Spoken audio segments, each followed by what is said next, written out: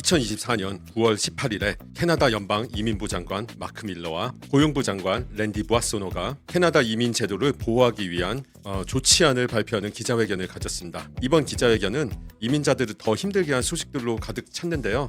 그것과 동시에 생방송으로 처음부터 끝까지 다 볼 정도로 재밌는 내용이 많았습니다. 평소에도 말을 상당히 직설적으로 하는 밀러 장관이지만 이번 기자회견은 평소보다도 훨씬 더 직설적이고 공격적이기까지 했습니다. 집권당인 리버럴당이 코너에 몰렸다는 걸 마치 방증하는 듯했죠.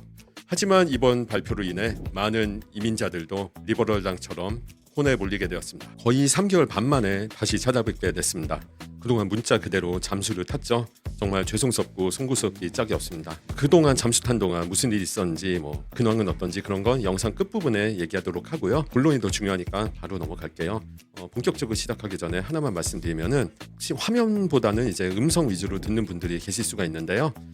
장관이 직접 발표하는 그 영상 클립을 이제 군데군데 넣었어요. 이 부분은 자막이 나오니까요. 자막을 보면서 들으시는 걸 권장합니다. TRE 채널에서 다는 자막은요.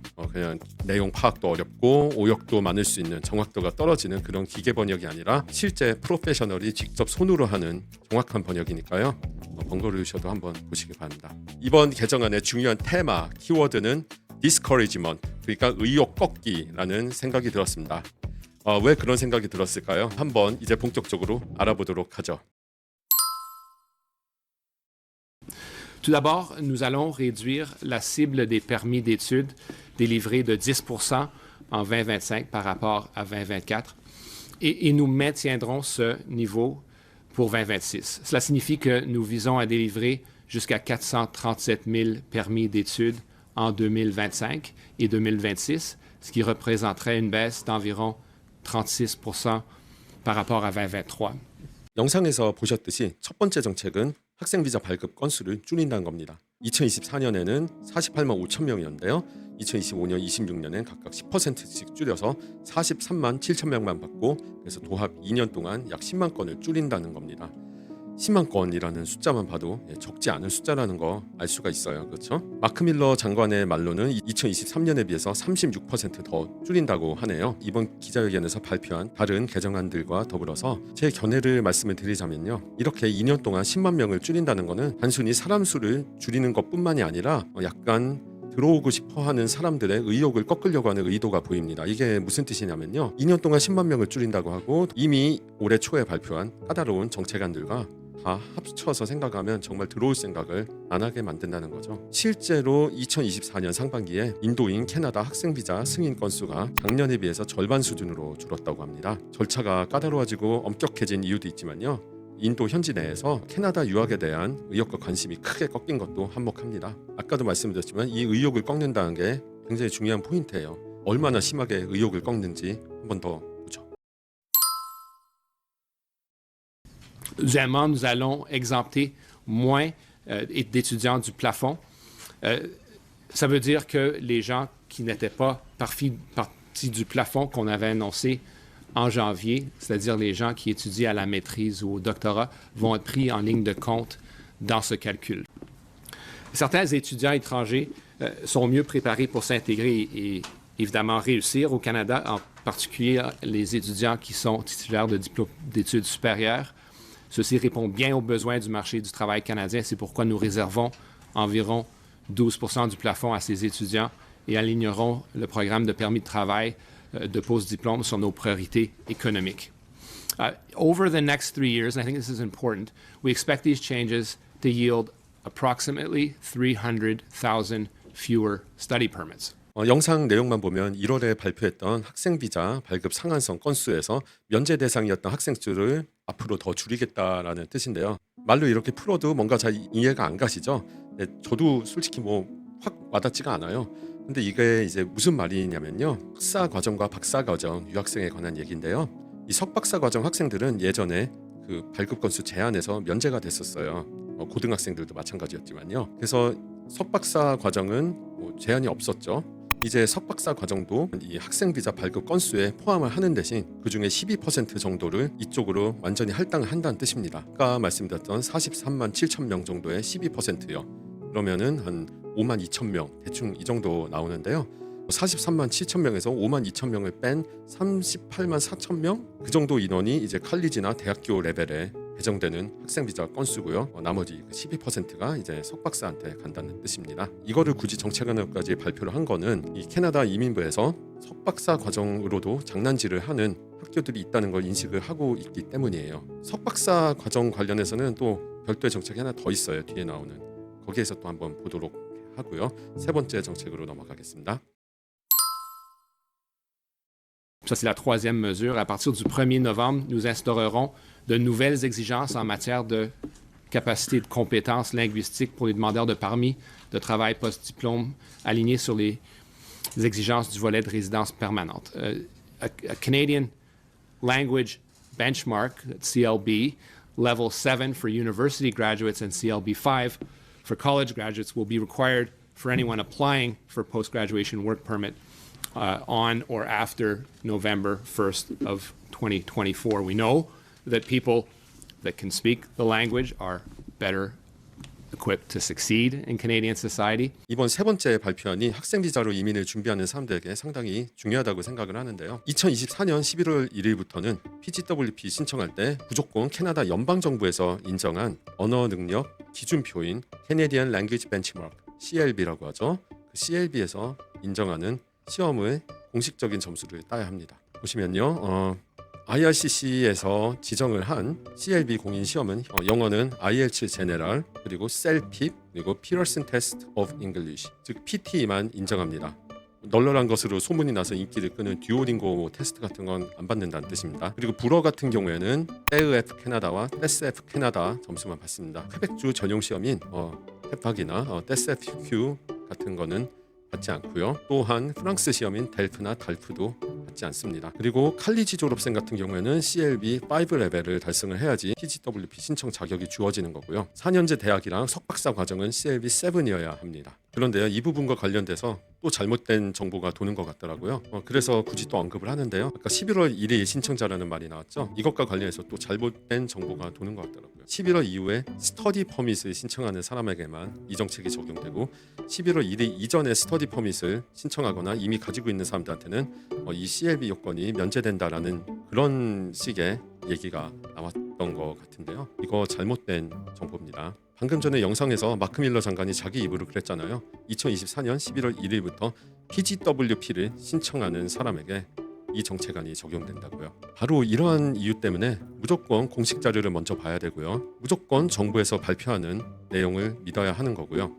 커뮤니티나 유튜브 같은 데서 소식을 전하는 건 한번 걸러진 소식이잖아요. 그래서 무조건 더블 체크를 해야 됩니다. 이거는 이 키아리 채널에서 이야기하는 것도 똑같아요. 소위 전문가니 업계 인사니 이런 타이틀을 달아도요. 공유하는 정보의 소스가 믿을 수 없는 질 나쁜 소스면은 아무짝에도 소용이 없는 거예요. 전문가 이런 타이틀의 권위에 넘어가서 저 사람들이 전하는 정보는 맞겠지 그리고 그냥 믿어버리는 그런 위험이 있다는 거죠. 그리고 그런 것만 무조건 따르는 그 순진한 분들만 나중에 피해를 볼 수 있는 거고요. 무슨 중요한 소식만 나오면 무조건 빨리빨리 올려야 돼. 빨리 올려서 조회수 먼저 뽑아야 돼. 이런 일념 하에 정확한 검증을 하지 않거나 그냥 대충 기계 번역 같은 거 돌려가지고 여과 없이 정확하지 않은 내용을 그대로 올리는 경우가 많아요. 이러면 정작 제일 중요한 부분이 간과되는 거죠. 즉 사람들에게 정확한 정보를 전달하는 거 말이죠. 그건 뒷전이 돼버린 거예요. 그러면 합니다. 네. 정확한 정보를 전달하려면 시간과 노력이 들어갈 수밖에 없어요. 그래서 만든 사람 입장에선 가성비가 떨어질 수밖에 없거든요. 투입 시간과 노동력 대비해서 조회수 증가가 미미할 수밖에 없으니까 어차피 주목적은 정확한 정보를 전달하는 게 아니라 조회수 빨리 올리고 자기네들 홍보하고 이름 그리고 문의 이메일이나 전화 한 통화라도 더 많이 받는 게 주목적이니까요. 애초에 창구의 목표가 다르다는 겁니다. 이전에는 채널에서 업체들 얘기는 많이 안 하려고 했어요. 근데 앞으로는 달라질지도 모르겠습니다. 지금 상황인지라 업체들도 절박해지고 있어서 무리수를 많이 두고 있는 게 보이거든요. 저도 회사원이 아니고 나름대로 비즈니스 오너라서 그 고충 이해합니다. 이 불경기에 자기 본업으로 삼는 시장이 지금 위태위태하잖아요. 불안불안하고요. 그럼 걱정도 많이 될 수밖에 없고 고객 유치를 위해서 더 많은 노력이 필요할 수밖에 없죠. 그렇다고 해서 그 노력이 아무것도 모르는 이민 희망자들을 오도하고 잘못된 정보를 전달하는 식으로 간다면은 그거는 글쎄요. 합리화가 될지 잘 모르겠습니다. 뭐 많이 좀 샜네요. 예, 아무튼 한국 업체들 그리고 한국 업체들이 주 수입원으로 써먹던 LMI에 관련해서는 앞으로 할 얘기가 있을 겁니다. 이 부분은 중요한 부분이니까 다시 한번 정리를 할게요. 지금 말씀드리는 부분이 모두 공식적인 내용이고요. 이와 다른 이야기가 나오면요, 그거는 거짓말이라고 생각하십시오. 2024년 11월 1일 또는 그 이후에 PGWP를 신청하는 칼리지 4년제 대학 그리고 석박사 과정 졸업생은요, 캐나다 연방정부에서 정한 CLB에서 인정하는 공인 시험을 보아서 점수를 따야 합니다. 칼리지 졸업생은 CLB 레벨 5를 받아야 합니다. 4년제 대학교 석사과정 박사과정 졸업생은 CLB 레벨 7을 받아야 합니다. 현재로선 여기에 해당되는 시험은요, 영어는 IELTS 제네럴, 셀핍 그리고 PTE 이 세 가지고요.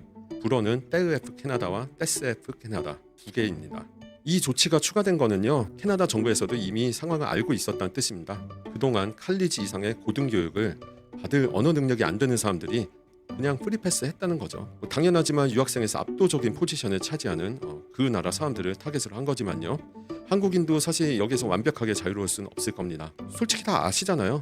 칼리지를 한번 예로 들어볼까요? 칼리지에서 자체적으로 준비한 어학 코스나 칼리지와 제휴한 어학원들이 있죠. 거기 클래스 끊고 뭐 몇 달 끊고요, 일정 레벨 이상 클래스까지 들으면은 실제 언어 능력은 어떤지와 무관하게 그냥 레벨 몇이다 하고 인정을 해주고 넘어가고, 그리고 칼리지 정규 교육을 받을 수 있었죠. 게다가 기존에는 학생 비자 받으면은 오픈 워크 퍼밋도 나왔잖아요, 배우자에게. 그쪽 나라 분들이 이거를 뭐 어떻게 악용했는지는 익히 잘 알고 계실 겁니다. KRD 채널에서도 여러 번 얘기를 했으니까요. 아무튼 정부에서는 칼리지를 위시한 학교들을 이제 더 이상 믿을 수가 없다. 그러니까 우리가 인정하는 시험을 보고 학생들 각자가 객관적으로 본인 실력을 증명하라는 겁니다. 이것뿐만이 아니라 수업료도 적은 돈이 아니죠. 그러니까 예산이 좀 많이 빠듯한 그쪽 사람들은 더 부담스러울 겁니다. 아까 말했던 의욕을 꺾는다는 테마가 여기에서도 적용된 거예요. 꽤 강하게요. 솔직히 말해서 칼리지 CLB 레벨 5나 아니면은 대학교 이상 레벨 7은요, 전혀 어려운 기준이라고 볼 수가 없습니다. 현실적으로는 순수히 자력으로 수업 내용을 듣고 소화를 하려면요, 칼리지는 CLB 레벨 7 정도는 돼야 되고 대학교 이상은 CLB 9에서 10 정도는 돼야 됩니다. 그래야지 자력으로 소화를 할 수가 있어요. 저 같은 경우에도 몬트리올에서 직업학교 입학하기 전에 이미 TEFAC 점수를 땄었어요. 읽기는 C1이었고 말하기는 B2였는데요.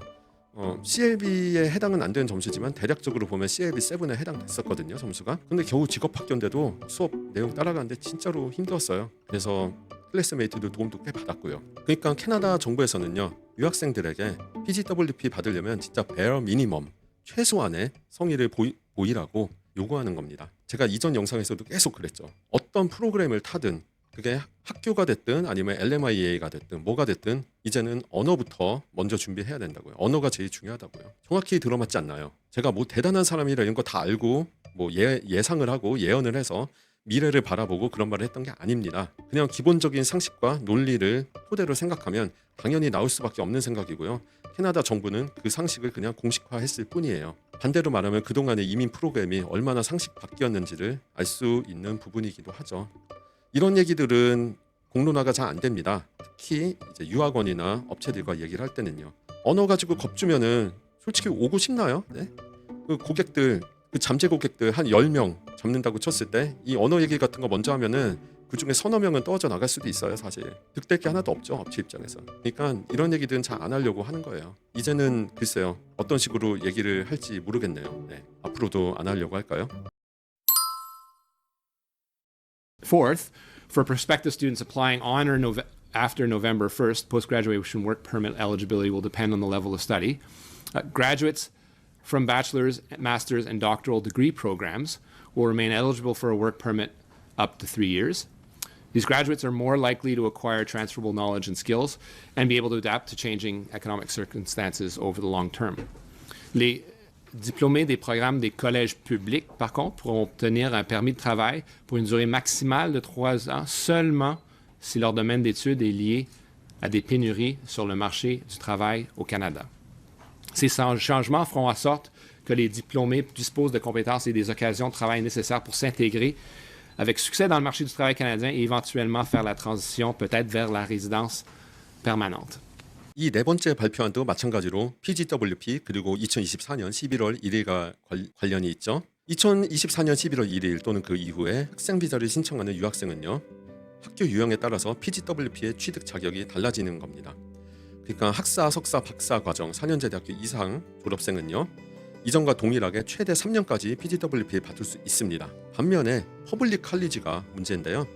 퍼블릭 칼리지 졸업생은요. 전공이 캐나다 노동시장에서 장기적으로 인력 부족 직군에 해당을 할 때에만 PGWP 최대 3년이 적용됩니다. 이걸로 향후 3년 동안 PGWP 발급 건수 최대 17만 5천 건 정도 줄일 수 있을 거라고 연방정부에서는 생각을 하는 것 같아요.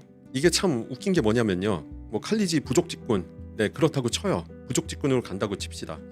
그런데 이게 언제 바뀔지 어떻게 합니까? 부족 직군이 뭐 헬스케어 같은 방면이야 전 세계가 부족하기 때문에 조금 안전하겠지만요. 뭐 컨스트럭션이나 이런 쪽 예를 들어서 갔다고 쳐봐요. 그랬는데 졸업할 때쯤 되면은 그게 부족 직군에서 쏙 빠져버린다고 쳐보죠. 그러면은 학생은 어떻게 되는 걸까요? 그런 거에 대한 얘기들은 전혀 없었어요. 마크 밀러 입에서는요, 최소한. 그런데 그런 얘기가 없었다는 건 무슨 뜻이냐면은 그런 거에 대해서는 아직 딱히 생각을 안 하고 있다라는 뜻일 수도 있고 검토 중이라는 뜻일 수도 있는데요. 어쨌든 간에 중요한 거는 지금 유학생들은 이 상황 변화에 대해서 계속 휘둘릴 수밖에 없을 것이다. 앞으로도. 왜냐하면은 지금 이 발표안이 또 몇 년 동안 지속된 게 아니거든요. 언제 또 바뀔지 모르고. 당장 내년에는 연방정부 선거인데 또 어떻게 바뀔지 어떻게 합니까? 그러니까 뭐 부족 직군은 어떤 기준으로 선정을 하고 업데이트는 어떤 주기로 하냐 이런 중요한 내용들이 빠져 있어요. 그러니까 최소한 11월 1일까지는 좀 기다려 봐야지 디테일이 나오지 않을까 하는 생각이 듭니다. 현재는 제가 조사를 해보면은 이 화면에 컵스 같은 이런 사이트들 이게 나오긴 하는데요. 부족 직군에 대한 얘기가 나오긴 하는데 정리가 뭐 아주 일목요연하게 되어 있진 않아요. 그러니까 그냥 스테이 튠드 하면서 앞으로 뉴스 업데이트를 봐야겠죠. The fifth measure that I'm announcing today will be to further limit work permit eligibility to spouses of students in doctoral and certain master's select professional programs and certain pilot programs. And over the next 3 years, we expect that measure and these changes to yield approximately 50,000 fewer work permits for the spouses of students groups. 이번에도 중요한 변경안인데요. 아주 중요한 변경안이에요. 배우자 오픈 워크 퍼밋 SOWP라고 하죠. 그 SOWP 발급을 석사, 박사 과정 학생의 배우자에게만 준다는 겁니다. 아주 엄청난 소식입니다. 이번 조치로 배우자 오픈 워크 퍼밋 발급 건수를 뭐 5만 건 정도 줄일 수 있을 거라고 생각을 한다고 하고요. 이 기자회견에서 밀러 장관은요 중요한 내용을 하나 언급하지 않았어요. 그런데요 IRCC 공식 웹사이트에는 이 사항이 나와 있습니다. 같이 보실까요? 내용을 보시면은 석사 과정은 최소 16개월 이상이어야만 한다고 합니다. 기간이요. 그래야만 배우자 오픈 워크 퍼밋을 준다는 건데요. 이게 무슨 말이냐면 말만 석사 과정이지 실제로는 뭐 사실상 야매나 다름없는 그런 초단기 석사 과정들이 존재했다는 거죠. 일부 사립대학원들이 좀 운영을 했던 걸로 저는 알고 있습니다. 이거는 뭐 한국인들도 많이 가던 코스라 일부 한국인 분들에게도 친숙할 수 있을 겁니다. 무슨 말인지. 말 나온 김에 한 비전문가가 4월 중순쯤에 미래를 봤던 그 영상을 한번 살짝 보실까요? 고를 때 말이죠. 그리고요 학교를 알아보시거나 나중에 이제 업체들과 상담을 받으실 때도요 업체에서 쉬운 것처럼 미는 학교나 학과만 우선적으로 찾으면 안 됩니다. 그건 이제 옛날 이야기고요. 캐나다 연방정부 앤드워 주정부에서 선호하는 분야에 해당하는 전공을 위주로 생각을 하시는 것이 훨씬 유리할 겁니다. 그리고 이번 개편안에서 4년제 대학교와 대학원 등은 좀 비껴간 그 모습이 보이는데요. 사실 일부 4년제 대학과 대학원들도 여태까지 아주 방만하게 운영되어 왔던 이 학생 비자 발급 시스템을 악용을 한 곳이 있죠. 그 학교들에 대해서는 여태까지는 별로 액션이 없었는데 앞으로 뭐 어떤 액션이 일어날지 그 부분도 이제 주의해 봐야 할 것 같습니다. 네, 결국 올 게 온 겁니다. 제가 뭐 대단한 사람이 이걸 예상한 게 아니에요. 그냥 당시에 이민문이 좁아지는 그 흐름을 보면 이렇게 문제가 있는 부분들은 언젠가는 건드릴 것이다 라고 상식적으로 예상을 한 겁니다. 왜냐하면 그때는 칼리지만 건드렸었으니까요. 이거는 극히 상식적인 예상이었고요. 연초에 사립 칼리지들을 주로 건드리는 그 개정안, 충격적인 개정안이 나왔을 때 이거는 한국인 얘기뿐만이 아니라요. 다른 곳도 다 그랬지만요. 업체들은 이런 단기 대학원들 계속 팔았습니다. 안 건드렸다고요. 그때 안 건드렸다는 이유 하나만으로 계속 초단기 대학원들 영업했습니다. 그래서 그거에 넘어가서 이미 들어오신 분들이나 그거 생각하고 지금 준비 중이신 분들께서는 졸업 후에 뭔가 상황이 난감해질 수가 있게 된 거죠. And sixth, unrelated to students and postgraduate work permits, we'll also be limiting work permit eligibility to include only spouses of highly skilled, specialized workers such as C-suite executives, scientists, engineers, lawyers, professors, and technicians, or of workers in sectors where there are those key labor shortages. Spouses of workers in critical sectors like healthcare, construction will also obviously continue to be eligible for those work permits. 마지막 6번째 발표안은 사실상 5번째랑 맥을 같이 하는 거예요. 내용은 아주 길긴 하지만 특별히 대단한 내용은 없습니다. 과학자, 기업 경영진, 대학 교수, 테크니션, 부족 직군 종사자들 이런 분들의 배우자에게만 오픈 워크 퍼밋을 준다는 내용이에요. 정확한 시행 날짜는 따로 언급을 하지 않았는데요. 11월 1일부터 시행한다고 해도 별로 놀랍지 않겠죠. 한마디로 이전처럼 LMIA 로우 웨이지 스트림으로 들어와서 배우자 오픈 워크 퍼밋 받는 거는 이제 불가능하다는 뜻입니다. 기존에 이제 많은 이민자 분들이 LMIA 통해 가지고 일하던 그런 분야에서는 오픈 워크 퍼밋을 받을 수 없다라는 뜻이 되는 거고요. 하이 웨이지 스트림이어도 방금 언급했던 그런 직군들이 아니면은 여전히 배우자 오픈 워크 퍼밋을 받지 못합니다. 이것도 의욕 꺾기 중에 하나죠. 그동안 배우자 오픈 워크 퍼밋을 온갖 방식으로 악용을 하고 본인과 배우자가 풀타임으로 정말 매달려서 일을 해야지 간신히 생계 유지가 되는 그런 사람들은 이제 맞벌이 힘들고 외벌이 해야 되니까 잘 계획하고 와라, 그런 메시지를 던졌다고 봐야 합니다. 결국 이것도 의욕을 꺾으려고 하는 조치고요. 어느 정도 효과가 있을 거는 확실해 보이긴 하지만 동시에 좀 우려도 됩니다. 이것 덕분에 불법적인 또는 편법적인 행태들이 많이 일어날 수가 있다는 거죠. 예를 들면은 배우자 오픈 워크펌이 없으니까 그냥 캐시 잡으로 일을 한다든지, 아니면은 실제로 하는 일과 서류상 일을 좀 다르게 해가지고 LMI의 하이웨지 스트림의 부족 직업군에서 일하는 사람인 것처럼 위장을 한다든지 그런 편법들이 있을 수 있을 거다 하는 그런 생각이 드는데요. 정부에서는 이거에 대해서 인식을 하고 있는지 아닌지는 모르겠어요. 그리고 이전에도 이런 편법이 없었던 것도 아니고요. 다만 이제 그거 하나는 있어요. 이런 편법이나 불법적인 행위들의 책임은 그 이민자들 본인이 결국 다지게 됩니다. 걸릴 경우에는요. 안 걸리면 다행이겠지만 걸릴 경우에는 뭔가 잘못될 경우에는 그 모든 책임은 본인이 덮어쓰게 되는 겁니다.